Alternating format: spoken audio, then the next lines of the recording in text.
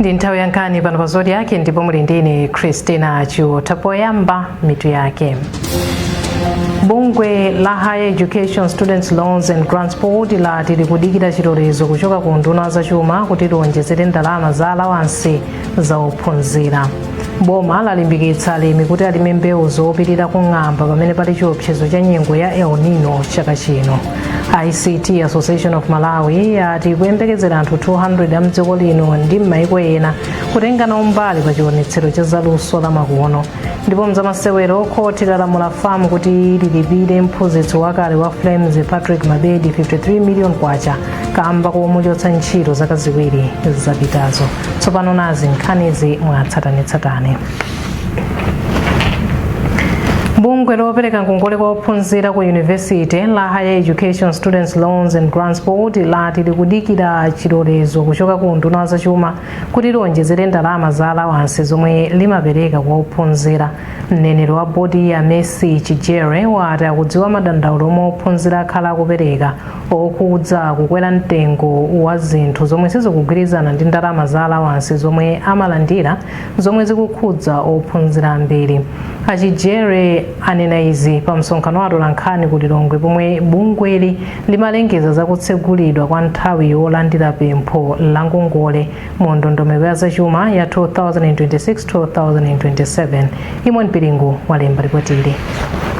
Bungwe lopereka ngongole kwa ophunzira la Higher Education Students Loans and Grants Board lalimbikitsa ophunzira kuti alembere bungweli msanga kupempha ngongole za chaka chino pofuna kupewa mavuto okhudza makina omwe amatha kuoneka anthu ochuluka akamalembera ngongoleyi nthawi imodzi.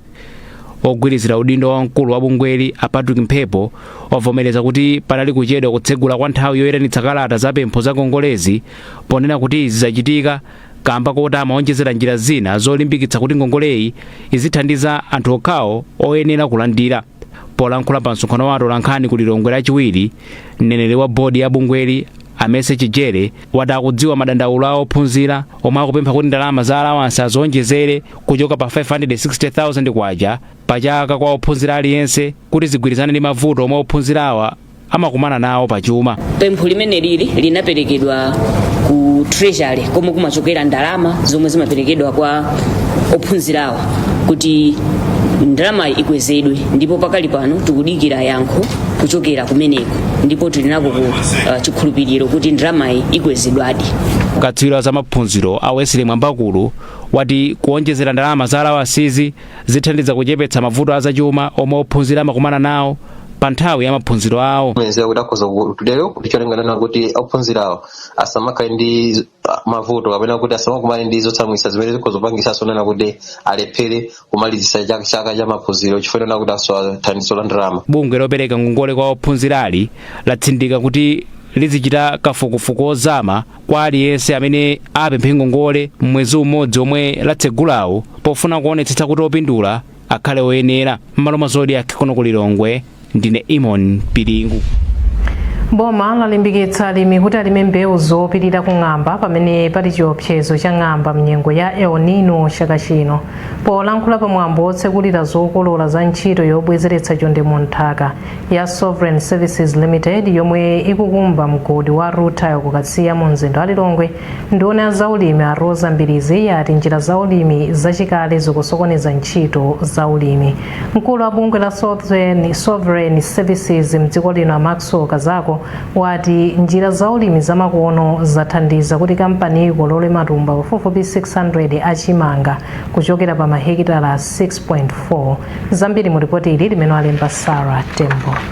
Nduna ya zaulimi a Rosa Mbirizi yati boma likukhazikitsa ntchito zomwe cholinga chake ndi kuteteza anthu kunjala pomwe pali chiopsezo cha ng'amba kamba ka nyengo ya El Nino. Ndi kuli chiopsezo malingana ndi amene amaona za nyengo pa dziko lonse kuti zimene zichitika chaka chino andi zichitika mo ipa kwambiri. Choncho a president ndi pa ndisaine directive kuti ndionetsetse kunena kuti ngati dziko takonzekera bwino lomwe kuti ng'amba imeneyi isabweretse njala yoopsa kumalawi kuno.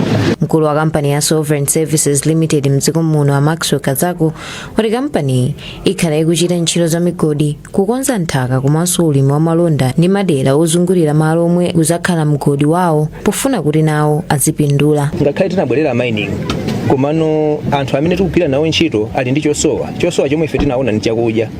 Ngati kampani ife tipitiriza kugwira nawo ntchito anthu amene wawa muzaka zonse 35 za project imeneyi ngakhale kupitirira pamenepo. Kotero ganizo lathu ndionena kuti pamalo amene ife sitikupangapo mgodi tikadzayamba ndiye kuti anthu adzakhala kulima malo amene wowo. Mfumu yaikulu Khongoni ya Kulilongwe yalonjeza kulimbikitsa anthu omwe ali pansi pa ulamuliro wawo kuti azitsatira ulimi wa makono. Ndi imene isamukolola mokwanira koma panopa ni imene yaphunzitsira Sovereign akukolola pa zaka ziwiri izizi akolola mokwanira. Kampani yokumba migodi ya Sovereign Services Limited ndi kampani yomwe ikuchita ntchito za migodi ya Brutel yoyesera ku Kasiya mu mzinda wa Lilongwe pomwe ikuyembekezera kulandira chiphaso kuboma. M'malo mwa Zodiac ndine Sarah Tembo.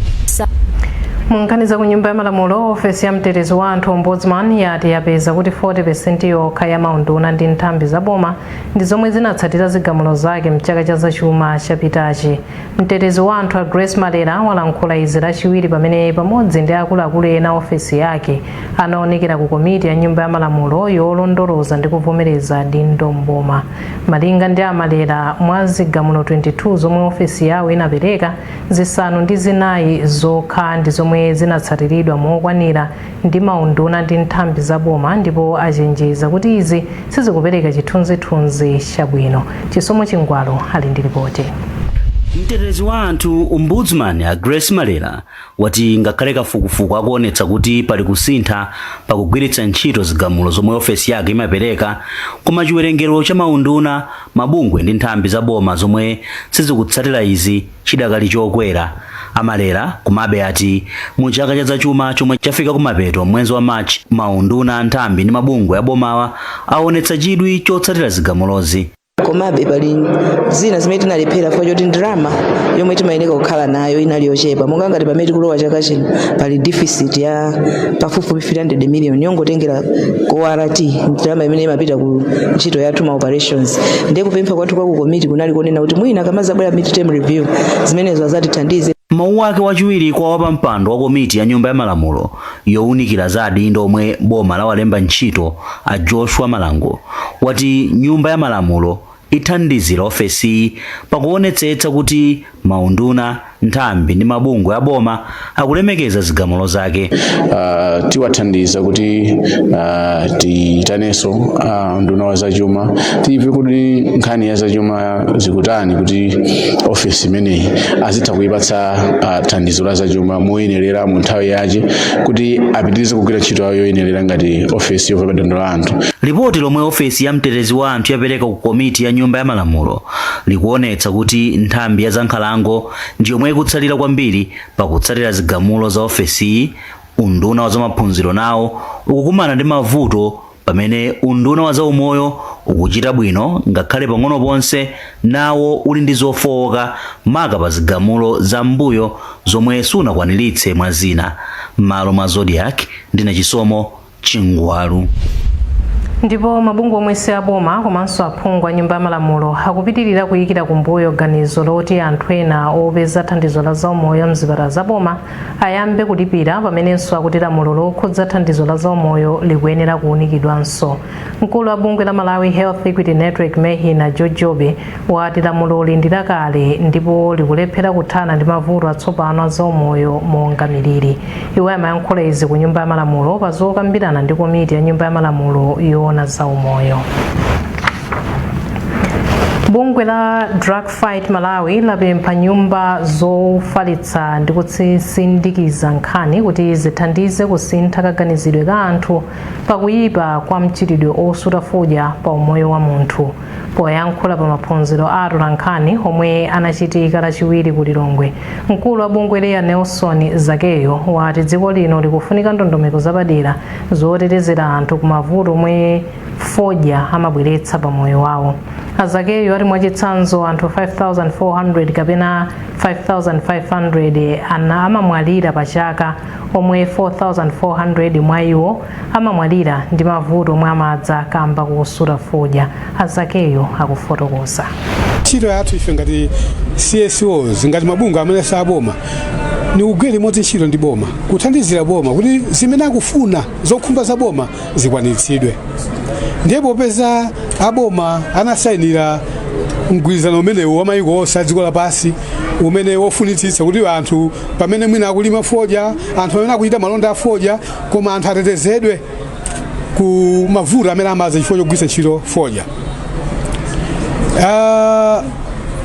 Ndiye popeza nanga sipathandiza kazitatu zoona mudziwa boma timamva limakhala zintchito zambiri, mwina adakang'ana madera wena, komanso ntchito kuti igwirike iyi simungangodalira boma yayi. Tena ife tonse tithandizire boma kuti zimene akufuna boma zichitike.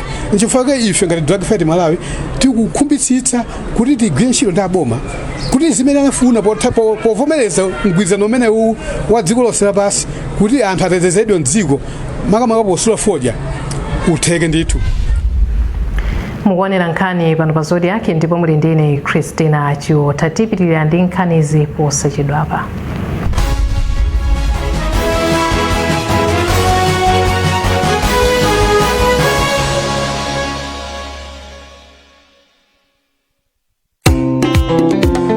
Kodi mukufuna wilibala yamphamvu yokhalitsa komanso yodalirika? Kwabwera Kobe Heavy Duty Wheelbarrow Quality Guaranteed Product yogwiritsa ntchito pomanga komanso pa ntchito za kunyumba. Wilibala ya Kobe ili ndi mbali yokhutala yomwe imathandizira kunyamula katundu olemera popanda kupindika kapena kuonongeka. Kobe ilinso ndi frame yolimba komanso yokhalitsa ndipo ndi yodalirika pa ntchito zolemetsa. Wilibalayi ili ndi 60 liter capacity yokuyenerezani kunyamula zinthu zambiri pa nthawi imodzi, kuchepetsa maulendo komanso kusunga nthawi ndi mphamvu. Wilibala ya Kobe ilinso ndi tayala lolimba ndi rimu yachitsulo yokhala ndi bearing zomwe zimapangitsa wilibalayi kuyenda malo aliwonse mokhazikika ngakhale mutanyamula katundu olemera.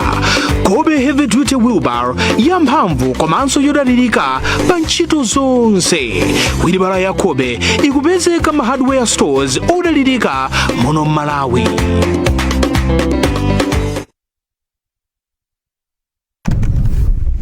You know that moment when work is piling up and your energy is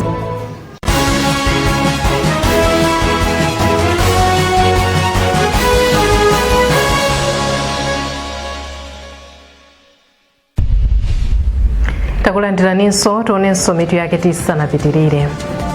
Bungwe la Higher Education Students Loans and Grants Board lati likudikira chilolezo kuchoka ku nduna wa zachuma kuti liwonjezere ndalama za allowance za ophunzira. Boma lalimbikitsa alimi kuti alime mbewu zopirira kung'amba pamene pali chiopsezo cha nyengo ya El Nino chaka chino. ICT Association of Malawi yati kuyembekezera anthu 200 amdziko lino ndi m'mayiko ena kutenga nawo mbali pa chionetsero cha zaluso la makono. Ndipo mzamasewero khoti lalamula famu kuti lilipire mphunzitsi wakale wa Flames Patrick Mabedi 53 million kwacha kamba komuchotsa ntchito zaka ziwiri zapitazo. Popitirira ndi nkhanizi, bungwe la ICT Association of Malawi lati likuyembekezera anthu 200 amdziko lino ndi m'mayiko ena kutenga nawo mbali pa chionetsero cha zaluso la makono chaka chino. Polankhula pomwe National Bank imapereka 25 million kwacha yothandizira chionetserochi, mtsogoleri wa bungwe la ICTAM Clarence Gama wati ndalamazi zithandizira kuti akhale ndi chionetsero chapamwamba.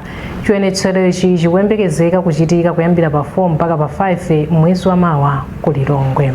Ndipo mmodzi mwa akuluakulu ku National Bank William Kaunda wati banki imagwiritsa ntchito njira zamakono mothandizidwa ndi akadolo abungweri nchifukwa athandiza chionetserochi. Nduna yona za mphamvu za magetsi ndi migodi ya Jean Matanga yadandaula za kubedwa komanso kuwonongeka kwa zipangizo za magetsi zomwe ati zikusokoneza ntchito yobweretsa magetsi ku midzi. Iwo alankhula izi pamwambo oyatsa magetsi kwa mfumu yayikulu Maseya komanso Ndakwera mboma la Chikwawa pansi pa ntchito ya Malawi Rural Electrification Program MAREP 9. Mawu ake phungu wa dera lapakati mboma la Chikwawa Gerard Bede wati izi zithandiza kubweretsa chitukuko mderali. Priscilla Mwakifuna walemba ripoti ili lomwe akuwerenga ndi Fletcher Mandala Chiponda. Kulankhula pamwambo oyatsa magetsi kwa mfumu yayikulu Maseya komanso Ndakwera, nduna yona za mphamvu komanso migodi ya Jean Matanga yati kufikira pano madera ambiri akumidzi bweza atalandira mphamvu za magetsi koma zikuvuta kamba kuti anthu m'midzi akuba zipangizo za magetsi.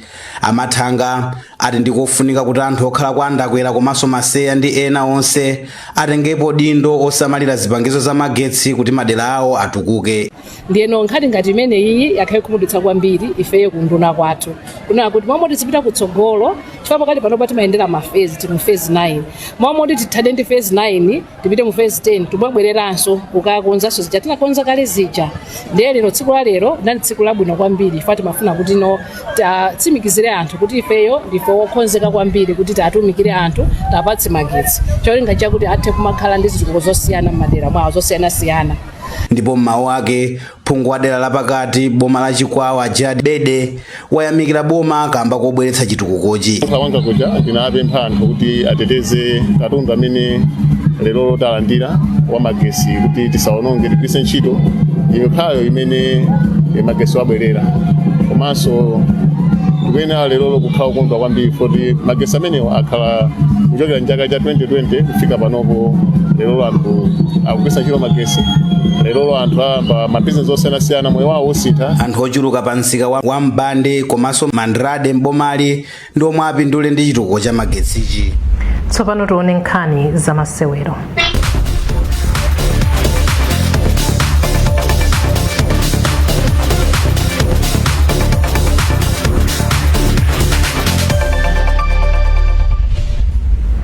Koti lomva milandu ya pantchito ya Industrial Relations Court lalamula bungwe la FAMU kuti lilipire yemwe anakhalapo mphunzitsi wa timu ya Flames Patrick Mabedi 53 million kwacha pasanadutse masiku asanu ndi awiri ngati chipukuta misozi kamba komuchotsa ntchito zaka ziwiri zapitazo. Amabedi amene analowa m'malo mwa mphunzitsi wa ku Romania Mario Marian Marinica anakasuma ku bwalo la milandu kuti bungwe la FAMU linawachotsa ntchito mosatsata ndondomeko. Ngakhale bungweli linati linachita izi kamba kuti timu ya Flames sinkachita bwino. Wachiwiri kwa pampando wa khoti la IRC Wyson Nkata ndi amene wapereka chigamulochi lolemba pa 25 May. Tinalankhula ndi loya wa FAMU a Luciano Mikeasi. Ndi zonadi khoti latulutsa chigamulo chake umbali yokhuzana ndi chipepeso chimene a Patrick Mabedi ayenera kuti alandire. Mukumbukira bwinobwino kunena kuti ino mbuyomo iwo adapempha kunena kuti ino alipiridwe ndalama zokwanira 916 million Malawi kwacha. Ife imene tinapita ku khoti tidakapempha kunena kuti ino ndalama imeneyi ndi yambiri komanso kunena kuti ino zinthu zimene akunena Patrick Mabedi zambiri nzopanda umboni komanso si zinthu zimene timazigwiritsa ntchito pamene tikuunika kuti chipepeso cha munthu chikhale chotani kumbali ya khoti limene la Industrial Relations Court. Ndipo khoti lagwirizana nafe ndipo m'malo mwake litaunika zonse lanena kuti Patrick Mabedi apepesedwe ndi ndalama yokwanira 54 million. Ndi chigamulo chimene tithaunena kuti ndi cha fair koma ifeyo ngati a FAMU ndikupeza kuti tikanakhala okondwa chikanakhala kuti chigamulo chasikabe. Apanso ndipo pantsiriziro pa nkhanizi koma tisanasiyane tionenso mitu yake.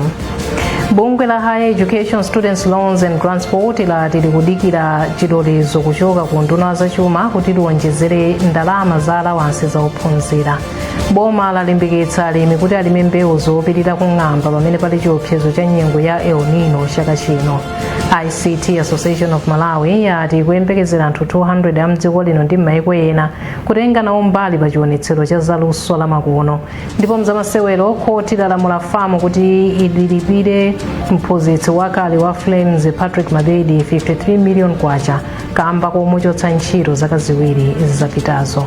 Pezani zambiri pa zodiacmalawi.com. Munali ndine Christina Chiota, zikomo pokhala nafe.